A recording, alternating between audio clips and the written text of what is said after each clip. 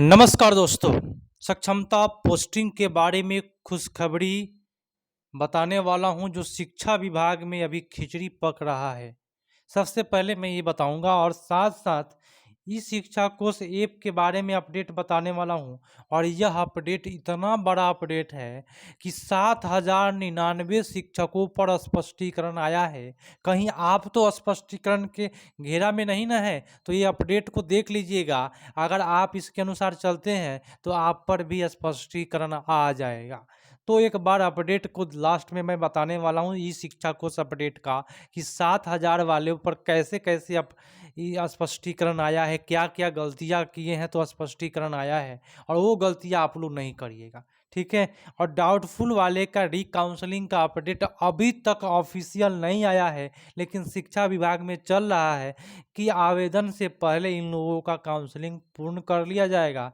अब एक और बात रही कि डाउटफुल वाले जो भी शिक्षक साथी है, उन जब आवेदन करेंगे तो उसी टाइम में आपसे मांगा जाएगा कि आपका काउंसलिंग कंप्लीट है, तो उसमें लिखा रहेगा कंप्लीट, और डाउटफुल है तो डाउटफुल लिखा जाएगा। और सभी शिक्षक साथी जब आवेदन करेंगे उसी टाइम में आप सभी से एक डॉक्यूमेंट फोटोकॉपी अपलोड कराया जाएगा। और डाउटफुल जो लोग ऑप्शन पर क्लिक करेंगे उनका बुला करके रीकाउंसलिंग दिसंबर महीने के पहले तक कर लिया जाएगा। ये शिक्षा विभाग में हलचल चल रही है, क्योंकि स्कूल ज्वाइनिंग से पहले आप सभी का डाउटफुल जो भी है उनका रीकाउंसलिंग करा लिया जाएगा। आवेदन में कोई भी परेशानी नहीं होगा, आवेदन आपसे करा लिया जाएगा। तो डाउटफुल वाले का यही है। अब भाई रहा कि शिक्षा विभाग में क्या खिचड़ी पकड़ा है। ये जो खिचड़ी पकड़ा है अगर खाने के लिए शिक्षकों को मिल गया तो शिक्षक कभी भी पूरे ईमानदारी से ड्यूटी करेंगे और गुणवत्तापूर्ण शिक्षक कराने में काफ़ी खुशी से गुणवत्तापूर्ण शिक्षण कराएंगे। तो चलिए देख लेते हैं। उससे पहले आप शिक्षक साथी से रिक्वेस्ट है कि अभी तक मेरे चैनल पर नए हैं और सब्सक्राइब नहीं किए हैं तो कर लीजिए। शुरू करते हैं कि क्या खिचड़ी पक रही है, और ये खुशखबरी वाला है। तो यहाँ है कि 3 से 5 प्रखंड को मिलाकर एक शैक्षणिक अनुमंडल बनाए जाने की सूचना है। मतलब ये जो नियमावली बना तो काफ़ी जिला ऐसा है जिसमें एक ही अनुमंडल है, तो उनको अनुमंडल कैसे चेंज किया जाए। तो इस पर शिक्षा विभाग में जो खिचड़ी पक रहा है कि 3 से 5 गो प्रखंड एक साथ मिला करके एक शैक्षणिक अनुमंडल बनाया जाएगा, और बनाए जाने की सूचना मिल रहा है। और इस तरह से प्रत्येक जिला में 4 से 5 शैक्षणिक अनुमंडल बनेगा। और एक खुशखबरी है, 3 से 5 प्रखंड को हटा करके और जो बगल का प्रखंड मिलेगा वो भाई सभी शिक्षक खुशी खुशी ग्रहण करेंगे उसको, ठीक है।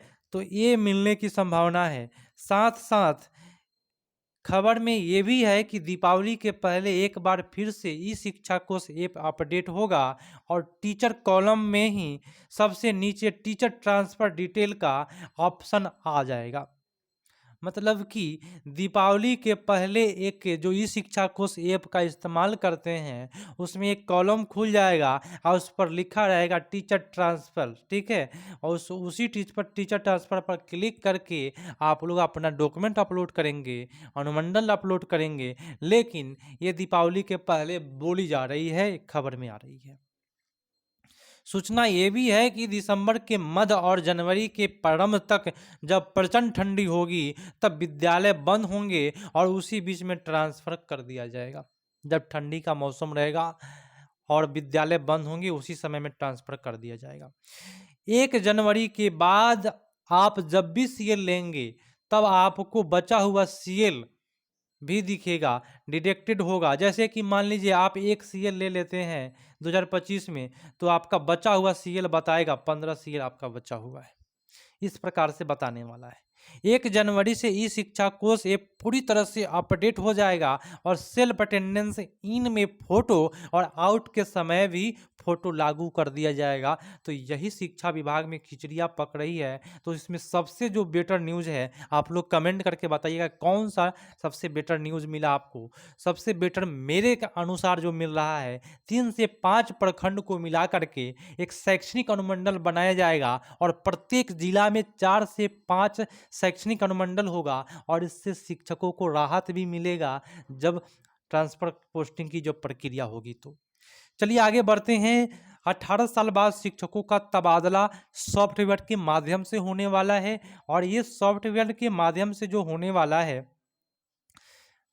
इसमें पहले जो था वह प्रक्रिया दूसरे तरीका था। पहले था कि अपने ही अनुमंडल या अपना प्रखंड छोड़ के बगल के प्रखंड में तबादले की नीति थी, लेकिन यह नीति अनुमंडल चेंज करने का आया है। तो फिर भी इसमें शिक्षा विभाग में खिचड़ी पक रही है। अगर वह खिचड़ी खाने को मिल गया तो काफ़ी बेटर होगा। आगे बढ़ते हैं और आगे क्या कहता है कि ऑनलाइन उपस्थिति में गड़बड़ी और 7,099 शिक्षकों को नोटिस मिला है, स्पष्टीकरण देने के लिए मिला है। गुरुजी के बदले साथ ही शिक्षक मोबाइल पर बना रहे उपस्थिति और अद्यतन फोटो की बजाय फाइल फोटो किया जा रहा है अपलोड, और अक्टूबर से ऑनलाइन उपस्थिति के आधार पर ही मिलने वाला है वेतन। 1 से 8 अक्टूबर तक पोर्टल पर उपस्थिति में देखिए कौन कौन व्यक्ति पकड़े गए हैं। एक व्यक्ति पकड़े गए हैं कि लॉग इन से आउट नहीं करने वाले शिक्षक 5,275 शिक्षक है, केवल लॉग इन किए हैं, आउट नहीं किए हैं, उन पर भी स्पष्टीकरण आया है। और समय से पहले लॉगिन से आउट होने वाले शिक्षक जो है 700 शिक्षक है। बोले तो मैं आपको बताया था कि 4:30 के 1 सेकेंड पहले भी करिएगा तो स्पष्टीकरण आ जाएगा। तो 4:30 31 में आप लोग आउट करें। इनका मैं टाइम बताया हूँ, इन पर आज तक कभी भी स्पष्टीकरण नहीं आया है मेरे टाइम के अनुसार। मैं आपको बताया हूँ कि 9:30 तक लास्ट कर सकते हैं, कोई भी परेशानी आपको नहीं होगा, मैं गारंटी देता हूँ।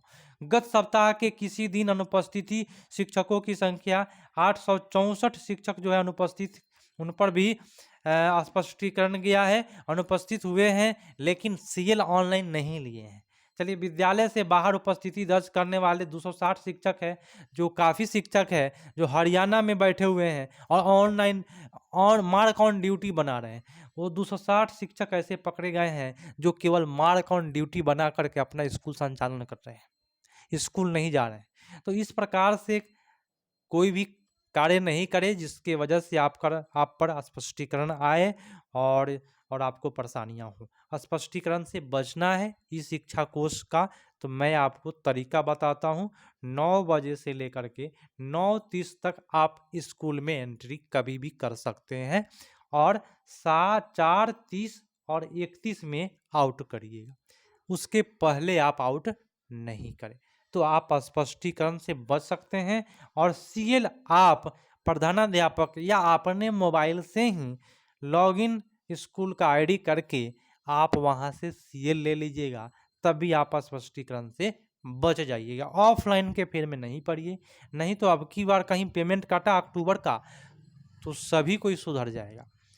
तो मिलते हैं अगले अपडेट में। काफ़ी बेटर अपडेट था आज का, शेयर जरूर करें। यह अपडेट सभी के लिए खुशखबरी भरा अपडेट था, क्योंकि ये शैक्षिक अनुमंडल की जो बात किया है वो सबसे बेटर बात है और शिक्षकों को ऐसा होना चाहिए, शिक्षकों को भी, पूर्व शिक्षकों को भी मौका मिलना चाहिए। मिलते हैं अगले अपडेट में, तब तक के लिए धन्यवाद। जय हिंद।